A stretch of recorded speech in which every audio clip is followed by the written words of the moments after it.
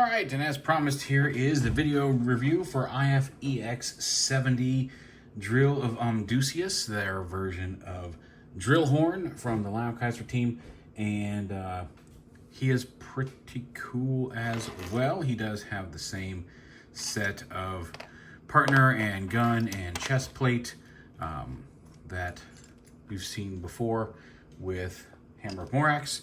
He does also come with a big chunk of the combiner mode leg. It has all the same posability and functionality as the previous one. It's just in blue with some slightly different molding here. Actually, maybe the same molding, just painted slightly differently. It's got the little molded treads on the inside, and we'll plug him into that later. He does also have this big chunk right here that's going to go between his thighs, and that can be a little bit of a problem on the clearance sometimes if you don't get the tank mode done just right. Sometimes his hips will twist. And then these same pegs right here. But same basic principle, same basic commentary on the viability of having just a big combiner mode chunk versus using it as some sort of display statue thing like the previous combiners did. But like I said, overall, I think the final figure is going to look great. And if this is what it takes to do it, it's just nice. Because again, it's very easy to get all the figures out, at least so far, and play with them. So you still got all the fun of messing with some fun little characters. They've just got some extra pieces to make the combine mode look great, and it does look pretty great from what we've seen so far. Yes, he has the same transformable chest armor. His companion turns into a little rhino, which makes sense. He's got his big horn on his head. His name is Drill Horn. And we just pop it off right there, and then you flip the gun barrel out. And that's pretty much all you do for this one. And you just put it in his hand. If I can get it in here. There we go. Just like that. It's a squarish gun, but it is a gun that transforms. And it also, again, lift that out, flip out the peg so you can flip out his Rhino mode head, and then just bring the legs down. They're very simple little chest plate transformers so far. Come on. Oh, fine, we'll do his front leg first. Well, really not wanting to cooperate with me here, are you?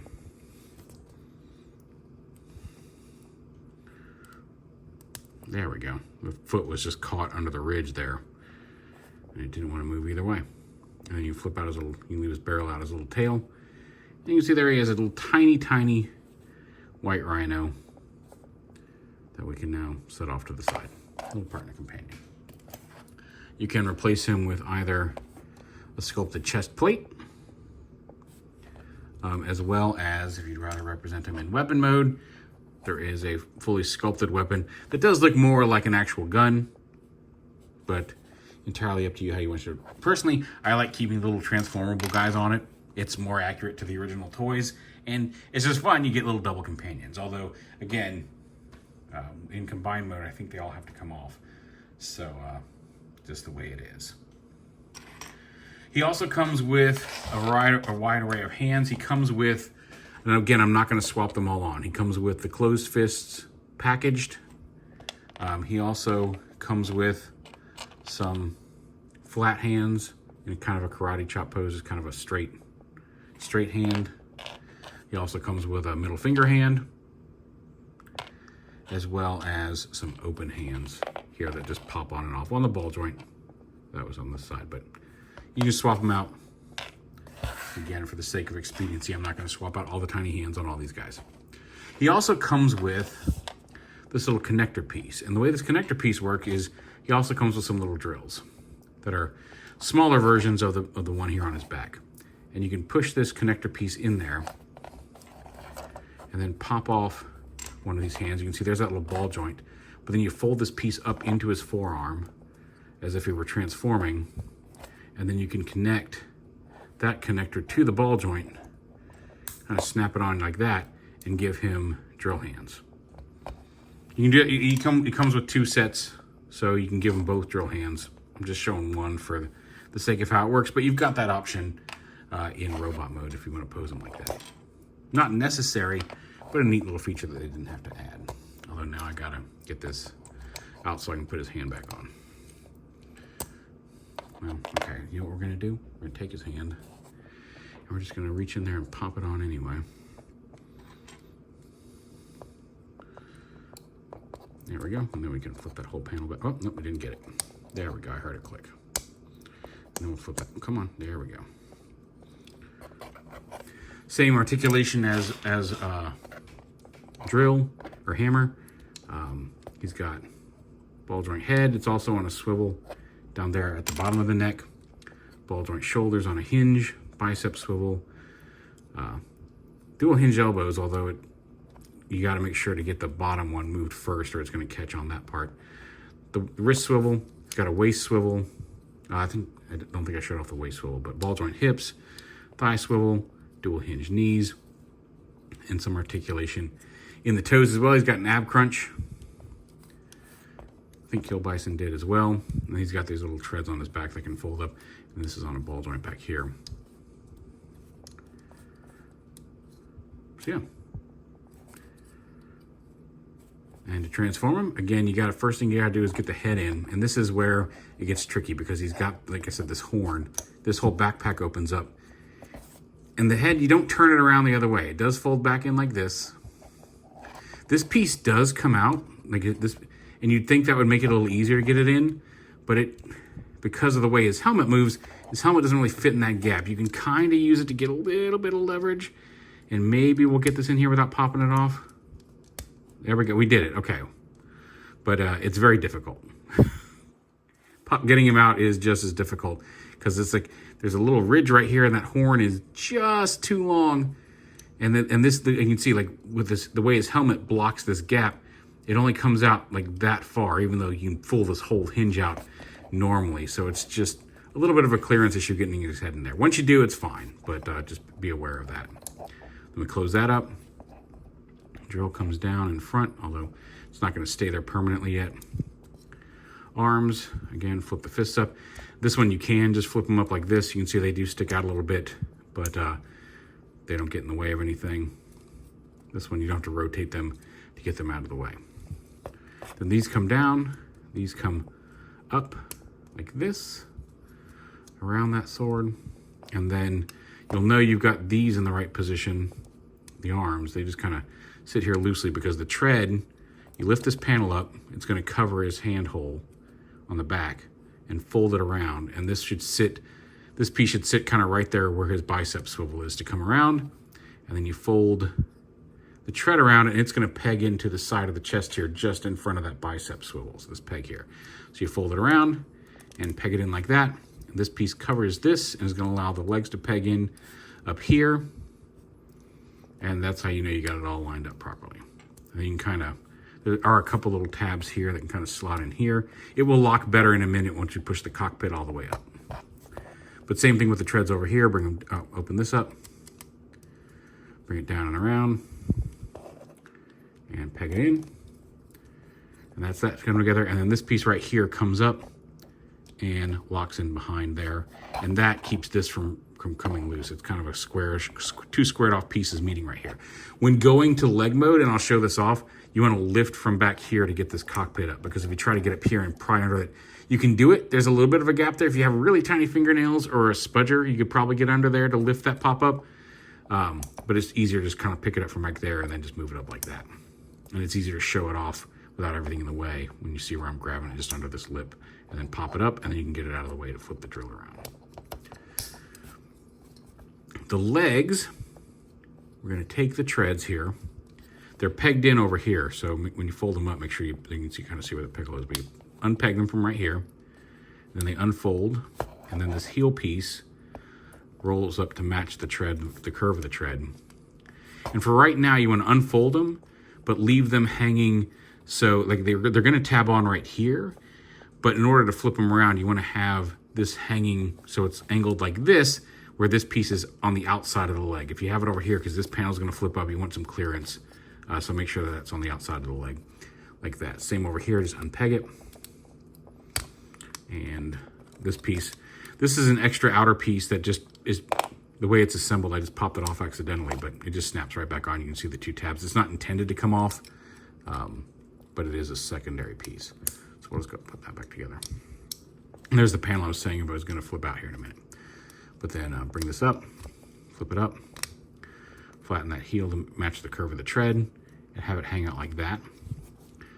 Go ahead and peg the legs together, like that. The feet fold straight down like this. And then these pieces on the, actually before you peg these together, these knee pieces, rotate them around inside like that, and peg them together. And this is where it gets important. You want to have these out like this, because that'll give you the clearance to open these panels. And you want to fold the knees around, but you want to make sure you're folding at this inner hinge and not at the knee hinge. You want these to be as flat as possible. You're probably going to have to do some massaging once you've flipped it all the way around. And this is partly why you need this. That'll give you the clearance to get all this stuff folded in. Kind of sit these again, the back parts of these get caught up on the edges here. Fold it in like that. And then you want to make sure these are flat.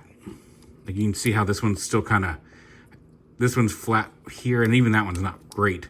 But you need to make sure that pushes all the way in. One, to get the right alignment up here, but also because you need to be able to close these panels again. And you'll know, if you get close enough, you can actually use that panel to kind of push it the rest of the way flat, but you do got to get it most of the way flat for those panels to reclose. And then like this, you can bring this back down around like this. And these are these little tabs here that we folded out earlier are gonna slot into the leg like that, back here.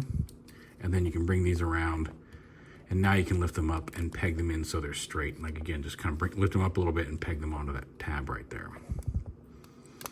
Oh, well, sometimes it'll come off that ball joint. It happens. Come on.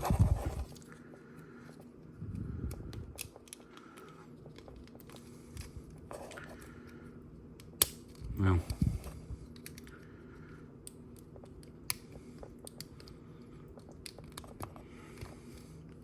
and then peg them all together. Those tabs slide in right. And there he is in drill tank mode. The drill spins. I mean, not automatically. You do have to manually spin it, but the drill can spin. And he's just a condensed little roomy tank. No wheels, obviously. You can see the slot where we're going to tab him in on the bottom. There we go. And then, like I said, to turn him into the leg part, you want to flow the drill back, and it helps to lift that up here. Pop it up, and that once that's moving, then you can tab that back in and fold the drill down around like that. And I find it helps to have the kind of sticky out. You can see there's kind of some raised pieces if you have them kind of off to the side, so they kind of go on either side of that curved or that angled cockpit. That's the best way to do it.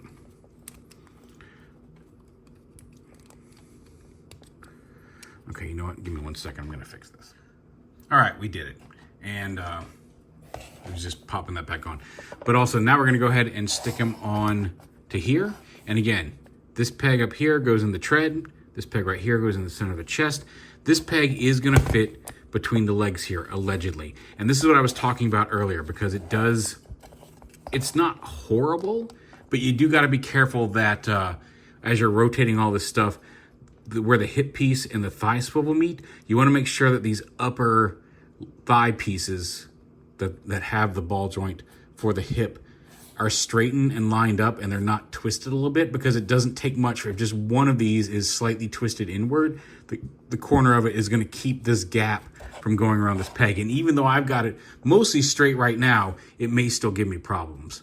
But oh, and then you also got to take this one. You do have to flop this tread around like that, because it will get in the way. You can fold it back a little bit, but you can't have this one pegged all the way in by here, or it'll get in the way of this piece. Actually, may peg in right there. But anyway, so slide it on. Make sure that this lined up. It helps if you look a little bit like this, so you can get the chest peg lined up. And that actually went on fairly smoothly for me. That's probably the smoothest that's gone on, because there's always just a slight misalignment in that hip peg. So that's really the most important point when doing this. Oh no, it doesn't have power grid. It looks like maybe there was a peg hole right here that this can peg into, but it doesn't. But you can, if you want, you can kind of flip it around like that, but you can see it doesn't peg all the way in. And it really isn't bad to have it just flipped out like that. It just adds a little bit of bulk back here, and if you don't like that, you can kind of fold it in a little bit and have it be less obtrusive, but it's not the end of the world, however you want to do it. Same posability as the leg. We saw that already. Dual hinge knees, the ankle tilt and all that. It comes together. And there he is with Hammer Morax. And you're starting to see the combiner mode come together. Oh, he also, I don't know if I forgot if I showed these off. He also comes with the same kind of bendy pole accessory as well as the double-ended spear that all of them have come with so far, just like we showed off in the Hammer Morax video. But there is Drill of AMDUSCIAS as a leg, and we'll move on to Jaguar, or the Claws of Oz, I think is his name. And we'll get to that, and then that'll complete us for what I've got in hand, but hopefully Leo Zach will be here soon. But there is the next part of their Iron Factory's Lyle Kaiser team, Drill of AMDUSCIAS, aka Drill Horn, as a leg, and we're moving right along.